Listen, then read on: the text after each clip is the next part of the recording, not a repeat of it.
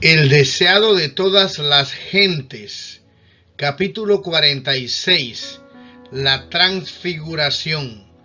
La noche se estaba acercando cuando Jesús llamó a su lado a 3 de sus discípulos, Pedro, Santiago y Juan, y los condujo a través de los campos y por una senda escarpada hasta una montaña solitaria. El Salvador y sus discípulos habían pasado el día viajando y enseñando, y la ascensión a la montaña aumentaba su cansancio. Cristo había aliviado a muchos dolientes de sus cargas mentales y corporales. Había hecho pasar impulsos de vida por sus cuerpos debilitados, pero también Él estaba vestido de humanidad y juntamente con sus discípulos se sentía cansado por la ascensión. La luz del sol poniente se detenía en la cumbre y dorada con su gloria desvaneciente el sendero que recorrían.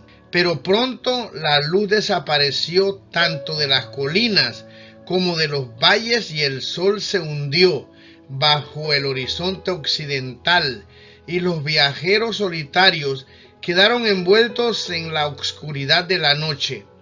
La lobreguez de cuanto los rodeaba parecía estar en armonía con sus vidas pesarosas, en derredor de las cuales se congregaban y espesaban las nubes. Los discípulos no se atrevían a preguntarle a Cristo a dónde iba ni con qué fin. Con frecuencia él había pasado noches enteras orando en la montaña. Aquel cuya mano había formado los montes y valles se encontraba en casa con la naturaleza y disfrutaba su quietud. Los discípulos siguieron a Cristo a donde los llevaba, aunque preguntándose por qué su maestro los conducía a esa penosa ascensión cuando ya estaban cansados y cuando él también necesitaba reposo. Finalmente Cristo les dice que no han de ir más lejos. Apartándose un poco de ellos, el varón de dolores derrama sus súplicas con fuerte clamor y lágrimas. Implora fuerzas para soportar la prueba en favor de la humanidad. Él mismo debe establecer nueva comunión con la omnipotencia, porque únicamente así puede contemplar lo futuro, y vuelca los anhelos de su corazón en favor de sus discípulos, para que en la hora del poder de las tinieblas no les falte la fe. El rocío cae abundantemente sobre su cuerpo postrado, pero él no le presta atención. Las espesas sombras de la noche le rodean, pero él no considera su lobreguez. Y así las horas pasan lentamente. Al principio los discípulos unen sus oraciones a las suyas con sincera devoción, pero después de un tiempo los vence el cansancio y a pesar de que procuran sostener su interés en la escena, se duermen. Jesús les ha hablado de sus sufrimientos, los trajo consigo esta noche para que pudiesen orar con él. Aún ahora está orando por ellos. El Salvador ha visto la tristeza de sus discípulos y ha deseado aliviar su pesar, dándole la seguridad de que su fe no ha sido inútil. No todos, aún entre los 12, pueden recibir la revelación que desea impartirles. Solo los 3 que han de presenciar su angustia en el Getsemaní han sido elegidos para estar con él en el monte. Ahora su principal petición es que le sea dada una manifestación de la gloria que tuvo con el Padre antes que el mundo fuese, que su reino sea revelado a los ojos humanos y que sus discípulos sean fortalecidos para contemplarlo. Ruega que ellos puedan presenciar una manifestación de su divinidad que los consuele en la hora de su agonía suprema, con el conocimiento de que Él es seguramente el Hijo de Dios y que su muerte ignominiosa es parte del plan de la redención. Su oración es oída. Mientras está postrado humildemente sobre el suelo pedregoso, los cielos se abren de repente. Las áureas puertas de la ciudad de Dios quedan abiertas de par en par, y una irradiación santa desciende sobre el monte rodeando la figura del Salvador. Su divinidad interna refulge a través de la humanidad y va al encuentro de la gloria que viene de lo alto.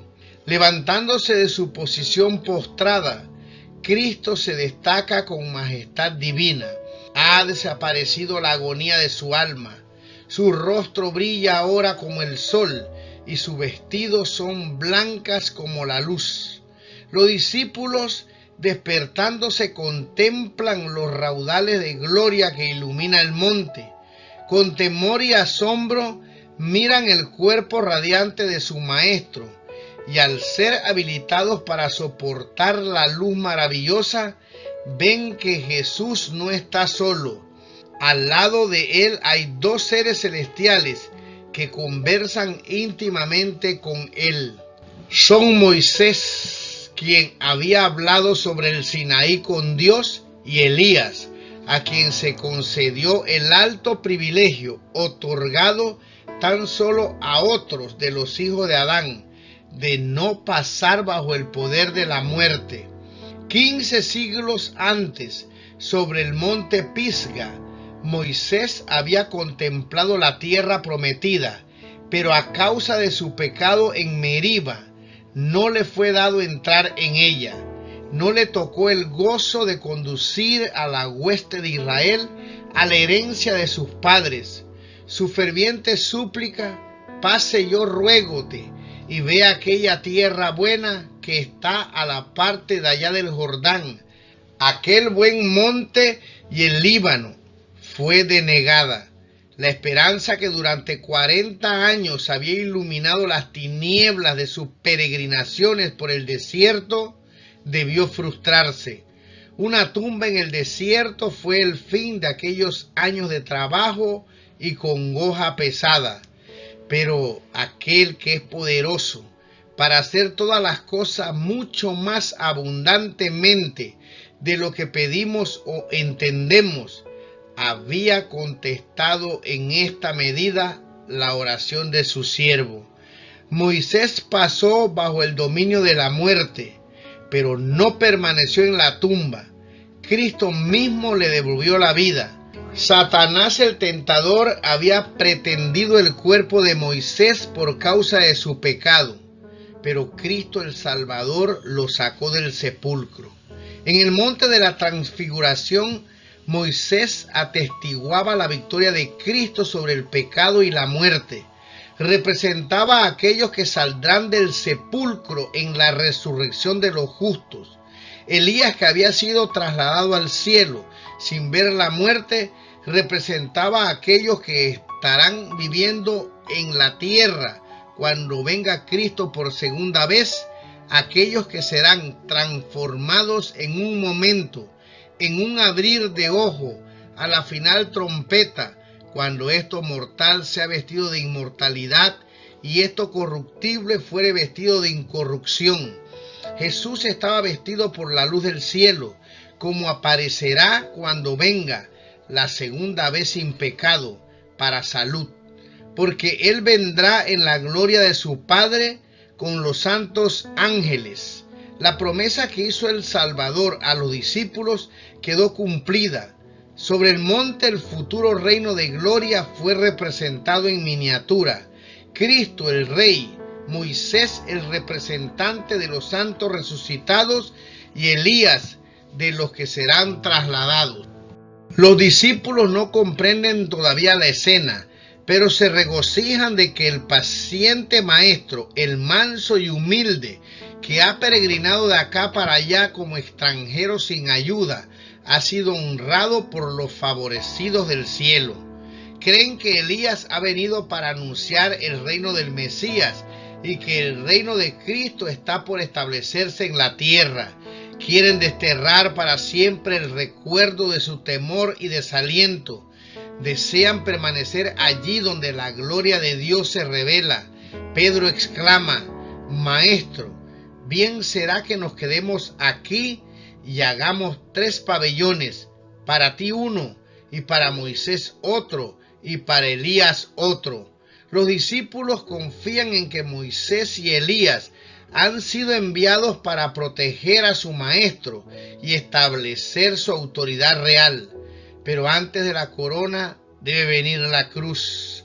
Y el tema de la conferencia con Jesús no es su inauguración como rey, sino su fallecimiento, que ha de acontecer en Jerusalén. Llevando la debilidad de la humanidad y cargado con tristeza y pecado, Cristo anduvo en medio de los hombres mientras las tinieblas de la prueba venidera le apremiaban. Estuvo espiritualmente solo en un mundo que no le conocía. Aún sus amados discípulos, absortos en sus propias dudas, tristezas y esperanzas ambiciosas, no habían comprendido el misterio de su misión. Él había morado entre el amor y la comunión del cielo, pero en el mundo que había creado se hallaba en la soledad. Ahora el cielo había enviado sus mensajeros a Jesús, no ángeles, sino hombres que habían soportado sufrimientos y tristezas y podían simpatizar con el Salvador en la prueba de su vida terrenal. Moisés y Elías habían sido colaboradores de Cristo, habían compartido su anhelo de salvar a los hombres. Moisés había rogado por Israel que perdones ahora su pecado, y si no, ráeme ahora de tu libro que has escrito. Elías había conocido la soledad de espíritu, mientras durante 3 años y medio había llevado el peso del odio y la desgracia de la nación. Había estado solo de parte de Dios sobre el monte Carmelo. Solo había huido al desierto con angustia y desesperación. Estos hombres escogidos antes que cualquier ángel que rodease el trono habían venido para conversar con Jesús acerca de las escenas de sus sufrimientos y para consolarle con la seguridad de la simpatía del cielo. La esperanza del mundo, la salvación de todo ser humano, fue el tema de su entrevista. Vencidos por el sueño, los discípulos oyeron poco de lo que sucedió entre Cristo y los mensajeros celestiales. Por haber dejado de velar y orar, no habían recibido lo que Dios deseaba darles, un conocimiento de los sufrimientos de Cristo y de la gloria que había de seguirlos. Perdieron la bendición que podrían haber obtenido compartiendo su abnegación. Estos discípulos eran lentos para creer y apreciaban poco el tesoro con que el cielo trataba de enriquecerlos. Sin embargo, recibieron gran luz. Se les aseguró que todo el cielo conocía el pecado de la nación judía al rechazar a Cristo. Se les dio una percepción más clara de la obra del Redentor. Vieron con sus ojos y oyeron con sus oídos cosas que superaban la comprensión humana. Fueron testigos oculares de su majestad y comprendieron que Jesús era de veras el Mesías, de quien los patriarcas y profetas habían dado testimonio, y que era reconocido como tal por el universo celestial. Mientras estaban aún mirando la escena sobre el monte, he aquí una nube de luz que los cubrió, y he aquí una voz de la nube que dijo: Este es mi Hijo amado en el cual tomo contentamiento, a él oíd. Mientras contemplaban la nube de gloria, más resplandeciente que la que iba delante de las tribus de Israel en el desierto, mientras oían la voz de Dios que hablaba en la pavorosa majestad que hizo temblar la montaña, los discípulos cayeron abrumados al suelo, permanecieron postrados con los rostros ocultos, hasta que Jesús se les acercó y tocándolos, disipó sus temores con su voz bien conocida: levantaos y no temáis. Aventurándose a alzar los ojos, vieron que la gloria celestial se había desvanecido y que Moisés y Elías habían desaparecido. Estaban sobre el monte solos con Jesús.